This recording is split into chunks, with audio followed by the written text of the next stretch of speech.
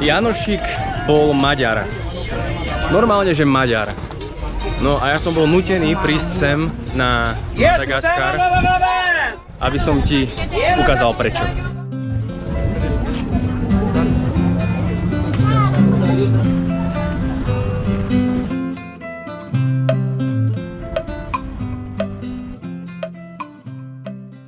Predtým, ako sa vrátim k Janošikovi a prečo to bol Maďar, tak ti musím niečo ukázať na tejto ulici, lebo nie je to len taká náhodná ulica v Antananarive a som tu z nejakého dôvodu. Už sa aj k tomu blížim. Ježiš, dobrý hlúbkuje. Ku chaosu. Ale preto to som tu. Vidíš to? Beňovského ulica. Akože toto ti bude asi povedomé, lebo je to pomenované po Moricovi Beňovskom, slovenskom kráľovi Madagaskaru. Rue Beňovský. No a ak si všimneš nad tým ešte jednu tabuľu, tak tam je ulica Morica Beňovského z Budapešti. A tu má ešte takúto tabuľu, taký pamätník. Lenže, čo je toto? Magnát kráľovstva Poľska a Maďarska. Takže chápeš? Jeho si privlastňujú aj Maďari. To boli mongoloidné typy s krivými nohami a ešte hnusnými koňmi. Malými koníkmi dokonca. Aj Poliaci. Bubr, kurva! Ja pierdolę, jakie bydle! Ale o Slovensku tu nie je spomenuté nič a ešte aj tu má zlé roky. Tak teraz idem prejsť celú cestu Beňovského, tak vidíme, ako to tu vyzerá. Takže začína sa na tejto križovatke.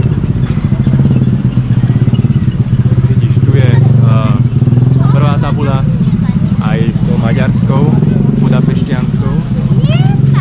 To ľudia predávajú dačo. Ideš kúsok ďalej, tu má pamätník. Strašne rušná ulica. Ideš ešte ďalej. Tu má ďalšiu tabuľu, myslím, že staršiu.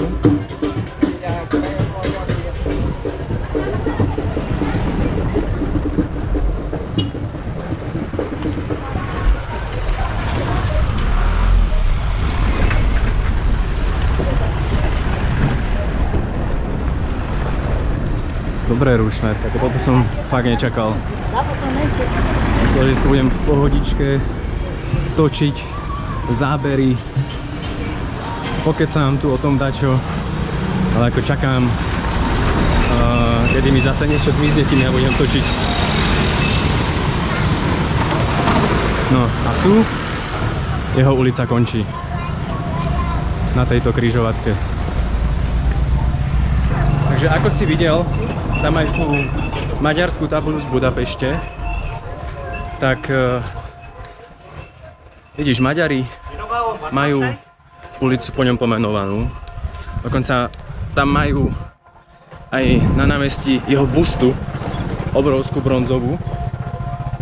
No a tá busta normálne má maďarskú stuhu okolo toho, hej? No a Poliaci to isté. Tiež majú pomenovanú nejaké ulice po ňom, aj nejaké námestičko, myslím. No a aby toho nebolo málo, tak Poliaci majú ešte aj básne, to sa volajú Beňovský. A je to v povinnom čítaní na školách. Takže my, jak máme Marínu a Morho, tak oni si čítajú básne o Beňovskom. Asi sa zamýšľaš, ako je to možné, že Maďari a Poliaci si ho privlastňujú. Akože tá ich logika je dosť zaujímavá. Lebo často používajú argument, že Slovensko v tej dobe neexistovalo, hej? Pred nejakými 280 rokmi. Tak proste to bol Maďar, alebo to bol Poliak, lebo Slovensko neexistovalo. A to mi nevychádza. No lenže podľa tejto logiky bol aj Štúr Maďar, aj Janošik bol Maďar.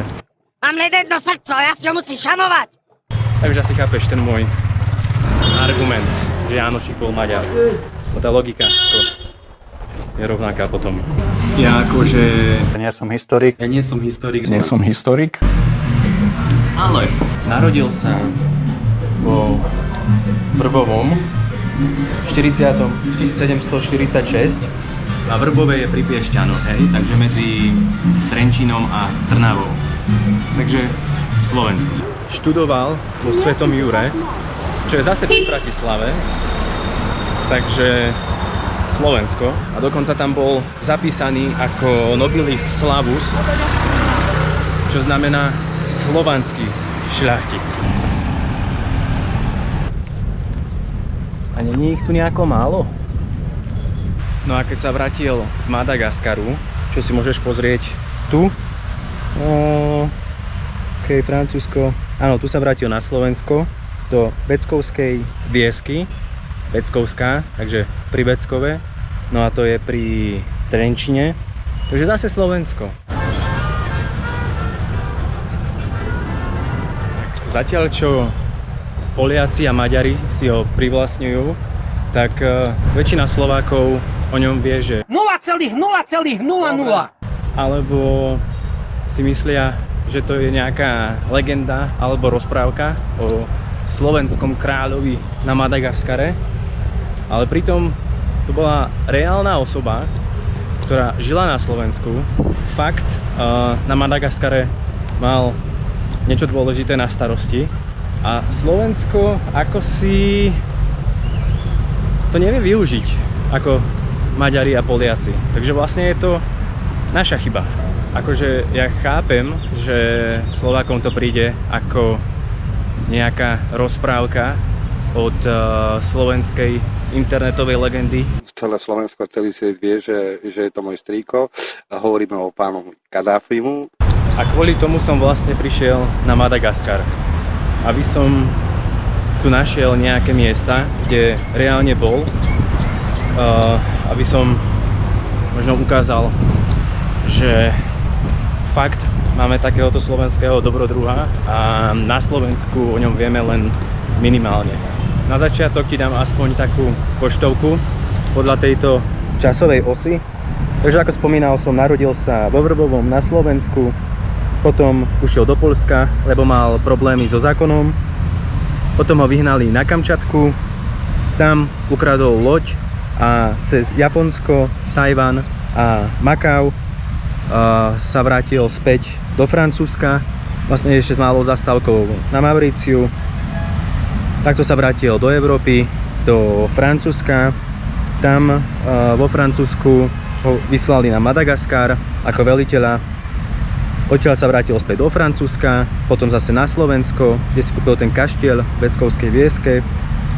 Potom išiel do USA, Londýn, znova Madagaskar, ale nehodou sa dostal aj do Brazílie s loďou a nakoniec zomrel na Madagaskare. Takže vidíš, že Madagaskar pre ňoho bola len jedna kapitola, ale prešiel vlastne Európu, Áziu, Afriku, Ameriku, aj severnú, aj južnú. Takže Madagaskar je fakt len taká jedna malá časť a je to oveľa zaujímavejšie. A tento rok je 250 rokov, odkedy ho tu zvolili za kráľa. No a keďže ma tí Maďari a Poliaci tak vytočili tým privlastňovaním, tak som sa zbalil a idem nájsť miesta, kde bol Beňovský osobne. No a cestou ti ukážem, ako vyzerá Madagaskar mimo rezortov s piňakoládou. Takže ak ťa to zaujíma, hoď odber, nech ti neojdu ďalšie videá. Zatiaľ, čau a vidíme sa.